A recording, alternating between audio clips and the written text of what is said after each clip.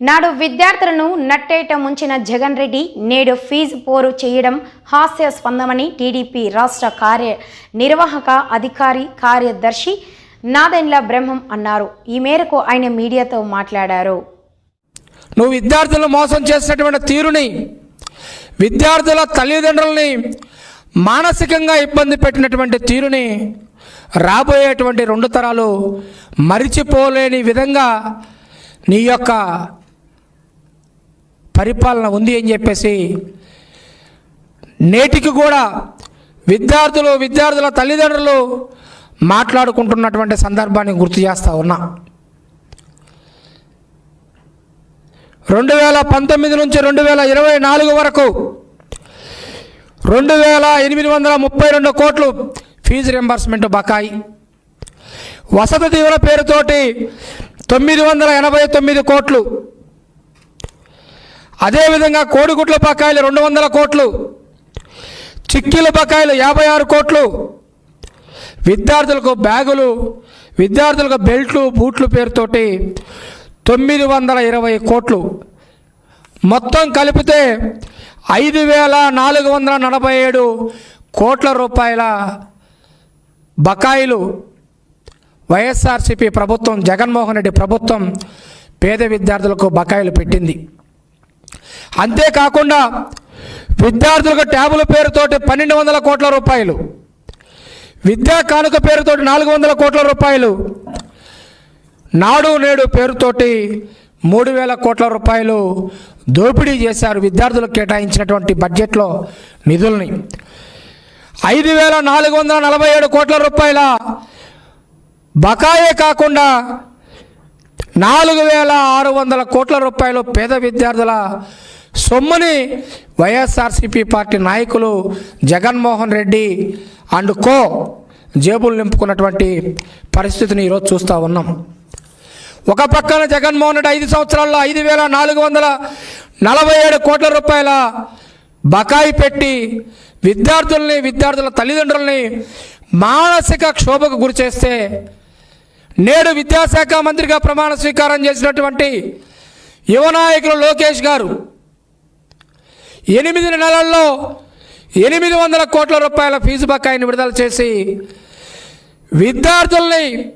విద్యార్థుల తల్లిదండ్రులకి ఆర్థిక మనోధైర్యాన్ని పెంచినటువంటి గొప్ప నాయకుడు నారా లోకేష్ గారు 8 నెలల్లో 800 కోట్ల రూపాయలు విడుదల చేసి, ఏదైతే లోకేష్ బాబు గారి పాదయాత్రలో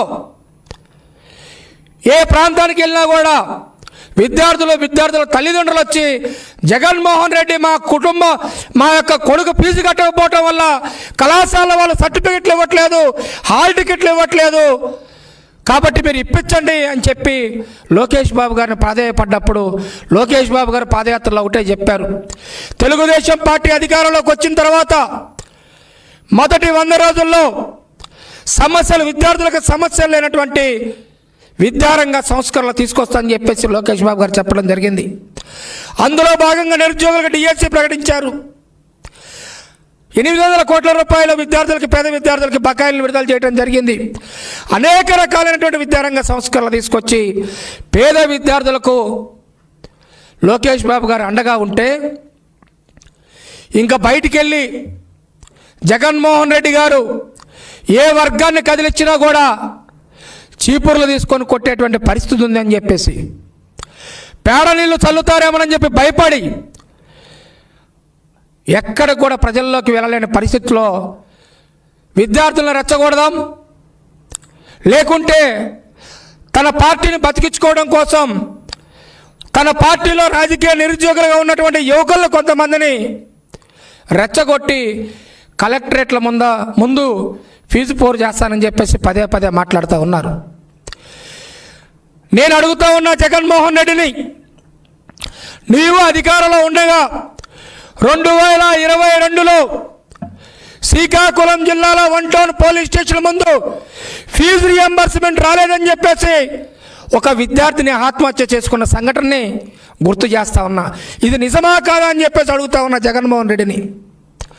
30 మంది విద్యార్థుల ఫీజు రియంబర్స్మెంట్ విడుదల చేయకపోతే 30 మంది విద్యార్థులు కళాశాల ముందు ధర్నా చేస్తే యాజమాన్యం సస్పెండ్ చేసిన విషయం నిజమా కాదా అని అడుగుతా ఉన్నా జగన్మోహన్ రెడ్డిని. నీ ఇష్టం వచ్చిన వారికి కమిషన్ల రూపంలో దండుకోవడం కోసం కాంట్రాక్టులకు బిల్లులు కొట్టావు, కానీ పేద విద్యార్థులకి నువ్వు మాత్రం 5,447 కోట్ల రూపాయల బకాయిలు పెట్టిన మాట వాస్తవా కాదా అని చెప్పేసి అడుగుతా ఉన్నా. రేపో మాపో కొంతమంది నకిలీ విద్యార్థులను రాజకీయ నిరుద్యోగులతోటో నువ్వు కలెక్టరేట్లకు వెళ్తానని చెప్పేసి మాట్లాడుతూ ఉన్నావు. కలెక్టరేట్ల దగ్గరికి వెళ్ళేటువంటి రాజకీయ నిరుద్యోగులకు కానీ నకిలీ విద్యార్థులకు కానీ నేను ఒకటే విజ్ఞప్తి చేస్తూ ఉన్నాను.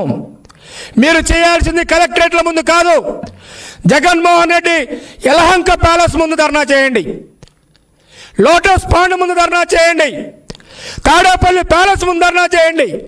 5 సంవత్సరాల అధికారం ఇస్తే